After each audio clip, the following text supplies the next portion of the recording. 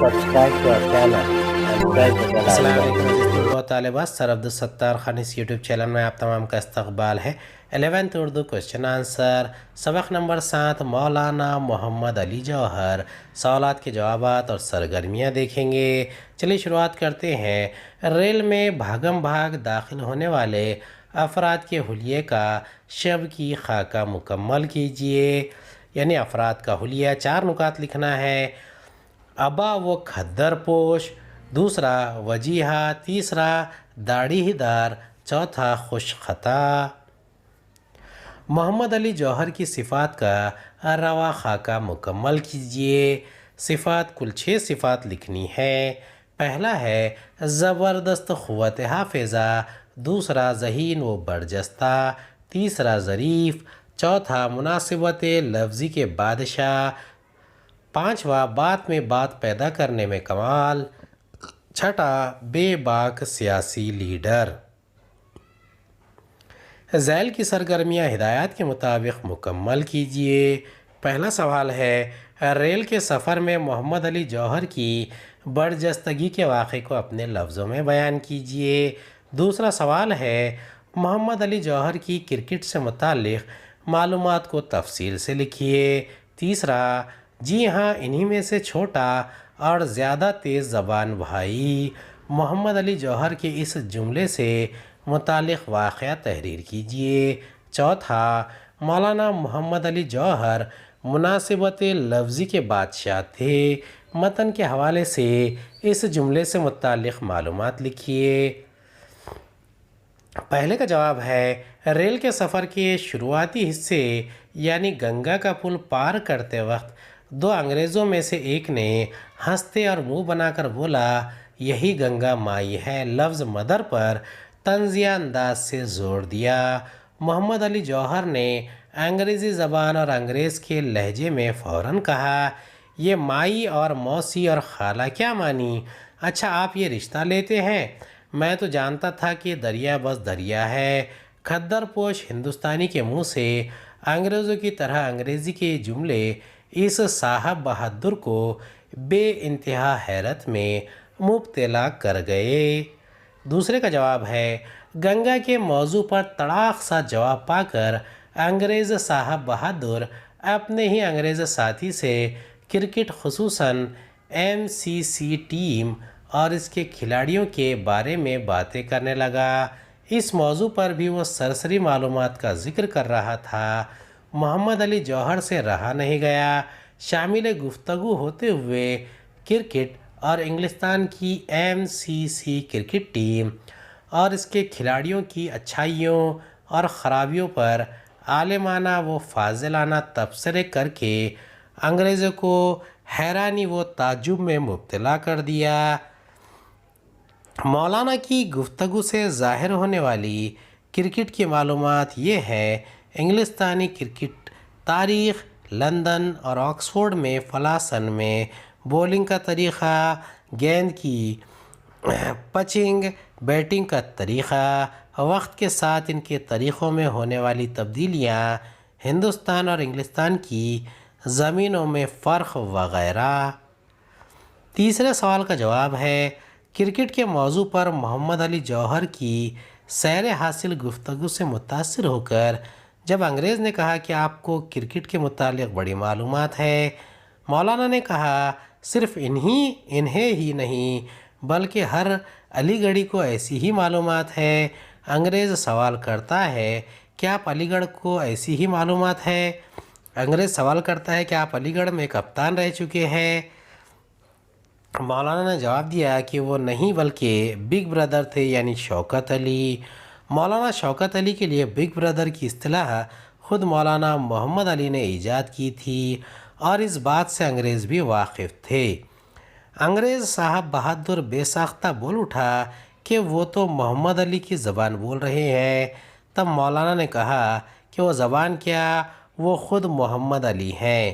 انگریز آنکھیں پھاڑ کر حیرت سے بولا کہ وہ محمد علی جو علی برادران ہیں۔ مولانا نے بھی چہک کر فخری انداز میں کہا کہ جی ہاں انہی میں سے چھوٹا اور تیز زبان بھائی۔ چوتھے کا جواب ہے محمد علی جوہر میں گفتگو و خطابت کی بہت ساری خوبیاں تھیں، زبردست قوت حافظہ کے مالک تھے، ذہانت، برجستگی اور ظرافت کمال درجہ تھی، مناسبت لفظی یعنی گفتگو میں مناسب الفاظ کا استعمال کے بادشاہ تھے، بات میں بات پیدا کر دینا انہی کا حصہ تھا، ٹرین میں گنگا اور کرکٹ سے متعلق بحث میں انگریز صاحب بہادر کو جس طرح لاجواب کیا، مذکورہ بالا صفات کی دلیل ہے۔ لندن کے ایک جلسے میں جب قسطنطنیہ کے ذکر پر ایک تاریخ کے فاضل نے مولانا سے سوال کیا کہ قسطنطنیہ کب سے ان کے یعنی مسلمانوں کے قبضے میں ہے، تب مولانا نے فوراً یہ کہہ کر ان صاحب کو شرمندہ کر دیا کہ سن تو یاد نہیں، اتنا یاد ہے کہ جب سے آپ کے قبضے میں ہندوستان ہے، اس سے تگنی مدت سے ہمارے قبضے میں قسطنطنیہ ہے۔ پانچواں سوال ہے تحریک آزادی میں مولانا محمد علی جوہر کے کردار کو واضح کیجیے۔ چھٹا سوال مولانا محمد علی جوہر کے انتقال و تدفین کے بارے میں لکھیے۔ ساتواں سوال ریل کے سفر کی روشنی میں انگریزوں کے نسلی امتیاز پر اپنے رد عمل کا اظہار کیجیے۔ آٹھواں مہاراجہ الور اور محمد علی جوہر کی انگریزی عبارتوں پر اپنے تاثرات تحریر کیجیے۔ نواں سوال ہے تحریک آزادی اور خلافت تحریک، اس عنوان پر 25 تا 30 سطروں کا مضمون لکھیے۔ یہ آخری سوال جو ہے یہ ہم اطلاقی تحریری سرگرمیوں میں کریں گے۔ پانچویں سوال کا جواب ہے مولانا محمد علی جوہر ہندوستان کی تحریک آزادی کے صف اول کے رہنماؤں میں شمار کیے جاتے ہیں، کردار کی اعلیٰ خوبیوں کی بدولت انہیں یہ مقام حاصل ہوا تھا، خلافت تحریک کے روح رواں تھے، خلافت تحریک یقیناً مسلمانوں کے مسئلہ خلافت سے متعلق تھی، لیکن اس انگریز مخالف تحریک کی ساری سرگرمیاں ہندوستان کی تحریک آزادی اور اس کے مجاہدین کے ارد گرد ہی جاری تھی۔ گویا مولانا محمد علی جوہر خلافت تحریک اور اس کے آس پاس کے زمانے میں ہندوستان کی تحریک آزادی کے سربراہ تھے، زبان و بیان، تقریر و خطابت، قیادت و سیادت، غرض ہر موقع و میدان میں انتہائی پروقار طریقے سے ملک و ملت کی نمائندگی، ترجمانی اور رہنمائی کی۔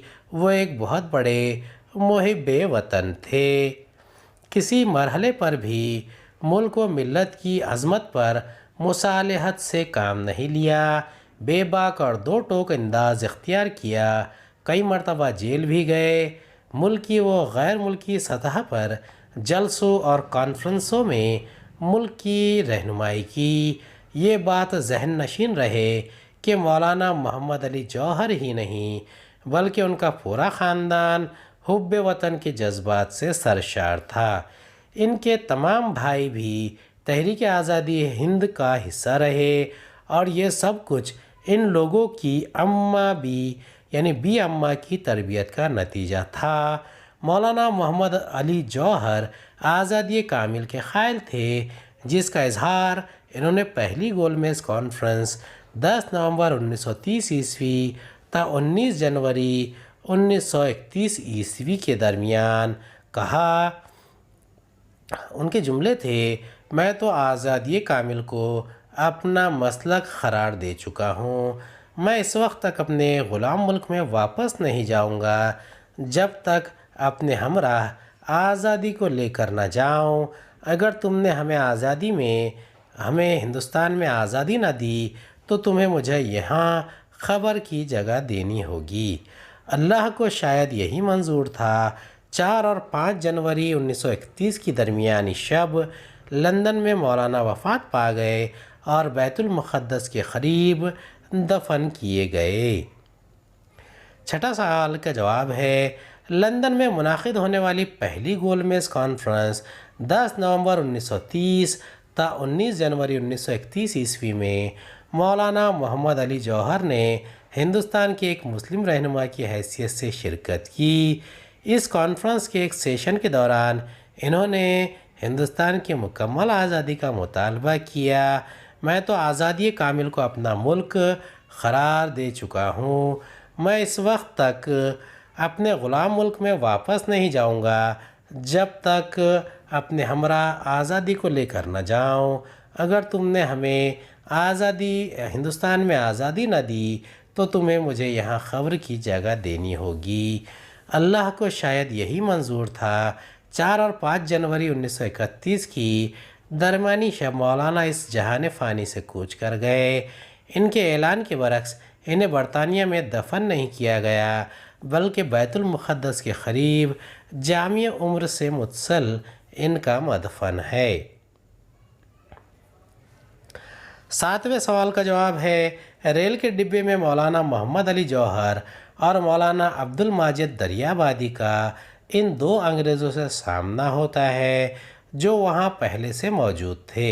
ان دونوں حضرات کو دیکھ کر وہ معنی خیز ہنسی ہنستے ہیں اور مسکراتے ہی جو یقیناً نسلی امتیاز کی ابتدائی شکل تھی۔ آگے چل کر گنگا سے متعلق جو بات کی وہ بھی اسی جذبے کی عکاسی کرتی ہے۔ اس قسم کی اور اس سے بڑھ کر شدید نوعیت کی نسلی امتیاز پر مبنی حرکتوں کے ارتکاب کی تاریخ کے صفحات میں ایک طویل فہرست ہے۔ مثلاً جنوبی افریقہ میں گاندھی جی کے ساتھ ریل میں پیش آنے والا نسلی امتیاز کا واقعہ۔ اس سلسلے میں میرا نقطہ نظر اسلامی